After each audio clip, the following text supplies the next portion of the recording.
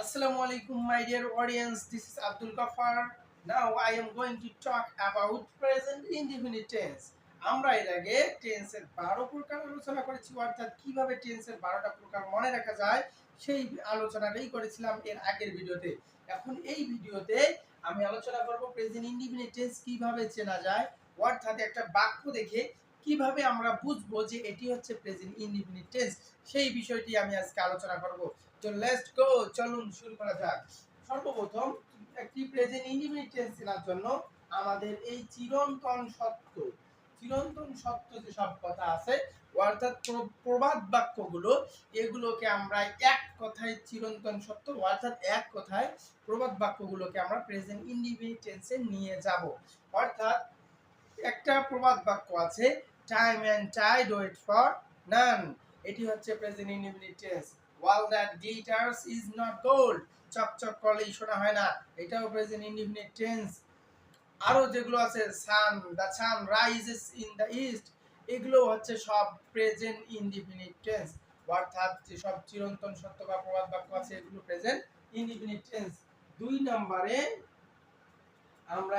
আমি একটু নিয়ম দেব, যেটা দেখে আপনারা যদি দেখেন যে এই বাক্যটাতে এই স্ট্রাকচারটা আছে, তাহলে বুঝে যাবেন যে ওটা নিশ্চিতভাবে প্রেজেন্ট ইনডিফিনিট টেন্স।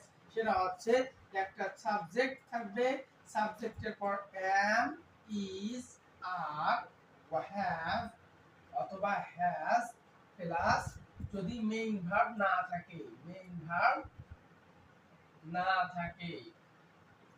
যদি am, is, are, have, has এরপরে মেইন ভার্ব না থেকে অন্য কোনো কিছু থাকে, তাহলে আমরা বুঝে নেব অবশ্যই সেটা present indefinite tense. am, is, are, have, has অর্থাৎ সাবজেক্টের পর কি থাকবে, am, is, are, have, has, কিন্তু তারপরে কোনো মেইন ভার্ব থাকবে না, তাহলে সেটি হবে প্রেজেন্ট ইনডিফিনিট টেন্স। মাথায় রাখবেন বিষয়টা। একটা উদাহরণ দিয়েও আমি দেখাই দিই, বিষয়টা আরো ক্লিয়ার হয়ে যাবেন। যেমন হি হ্যাজ এ কার, তার একটা গাড়ি আছে। এখন হ্যাজ আছে, হ্যাজ এর পরে কি কোনো ভার্ব আছে, মেইন ভার্ব নেই, না থাকলে সেটি প্রেজেন্ট ইনডিফিনিট টেন্স। তারপরে আরেকটা স্ট্রাকচার দিয়ে দেই। প্রেজেন্ট ইনডিফিনিট টেন্সের আর দুইটি স্ট্রাকচার আশা করি আপনারা বুঝছেন। তৃতীয় নাম্বার স্ট্রাকচারটা হচ্ছে সাবজেক্ট থাকবে, সাবজেক্টের পর একটা মেইন ভার্ব থাকবে, মেইন ভার্ব অর্থাৎ মূল ভার্ব থাকবে, এবং সেই মেইন ভার্বটি অবশ্যই বেস ফর্মে হবে। কি ফর্মে? বেস ফর্ম, অবজেক্ট বা বাকি অংশ। আচ্ছা, এটা ব্যাপারটা হচ্ছে এরকম যে সাবজেক্ট থাকবে, সাবজেক্টের পর একটা মেইন ভার্ব থাকবে, তারপর বাকি অংশ থাকবে। মেইন ভার্বটা অবশ্যই বেস ফর্মে থাকবে। বেস ফর্ম বলতে প্রেজেন্ট ফর্ম আমরা যেটাকে বুঝি, অর্থাৎ বাক্যটি তার, অর্থাৎ মেইন ভার্বটি তার মেইন যে আসল যে রূপ সেটিতেই থাকবে। যেমন গো, গো থাকবে, আবার হচ্ছে যে প্লে, প্লে থাকবে, প্লেইড থাকবে না, কিন্তু ওয়েন থাকবে না, প্লে, প্লেই থাকবে, আবার গো, গো থাকবে।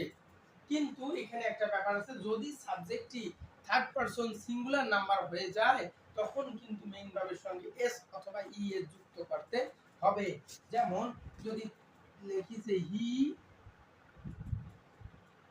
গোজ টু স্কুল, এইখানে হির পরে হি হচ্ছে একটা সাবজেক্ট, তারপর হচ্ছে মেইন ভার্ব গো, কিন্তু গো এর সঙ্গে আমরা ই এস দিয়েছি, কারণ হি হচ্ছে একটা থার্ড পারসন সিঙ্গুলার নাম্বার। হি যেহেতু থার্ড পারসন সিঙ্গুলার নাম্বার, তাই আমাদের হি এর পর যেহেতু আমরা গোর সঙ্গে আমরা দিয়ে দেব গোজ, কারণ এটি প্রেজেন্ট ইনডিফিনিট টেন্স।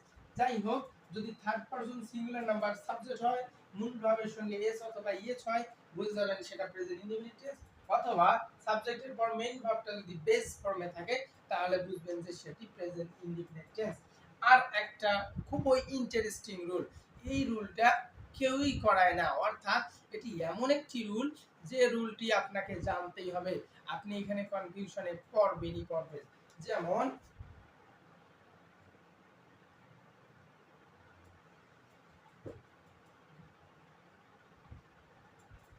এইখানে আছে ইজ, ইজ এর পরে কি আছে, একটা মেইন ভার্ব রয়েছে, তাই না? ইজ এর পরে মেইন ভার্ব।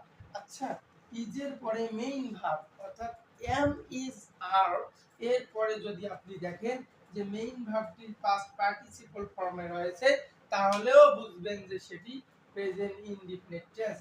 অর্থাৎ আমরা 4 নম্বর রুল হিসেবে লিখতে পারি সাবজেক্টের পর প্লাস এম ইজ আর, তারপর যদি মেইন ভার্বটি পাস্ট পার্টিসিপলে থাকে, কি থাকে, মেইন ভার্ব পাস্ট পার্টিসিপলে থাকে, তাহলেও আমরা বুঝবো যে সেটি হচ্ছে প্রেজেন্ট ইনডিফিনিট টেন্স। এই হলো প্রেজেন্ট ইনডিফিনিট টেন্সের চারটি মেইন গঠন। তারপর সেন্টেন্স যদি চেঞ্জ করা হয় অর্থাৎ নেগেটিভ ইন্টারোগেটিভ করা হয় তার হলে বিষয়টি অনেকটাই ভিন্ন, তবে এই চারটির বাইরে হয় না সাধারণত। তাহলে চিরন্তন সত্য, সাবজেক্টের পরে আমি আর হ্যাভ হ্যাজ, তারপর যদি মেইন ভার্ব না থাকে এটি প্রেজেন্ট ইনডিফিনিট টেন্স। তারপর সাবজেক্টের পর মেইন ভার্ব থাকবে অবশ্যই সেটি বেস ফর্মে, তারপর বাকি অংশ থাকলে সেটি হচ্ছে প্রেজেন্ট ইনডিফিনিট টেন্স। তারপর সাবজেক্টের পর এম ইজ আর এর সঙ্গে যদি মেইন ভার্ব থাকে কিন্তু সেটা পাস্ট পার্টিসিপল ফর্মে থাকবে তাহলে সেটি হচ্ছে প্রেজেন্ট ইনডিফিনিট টেন্স।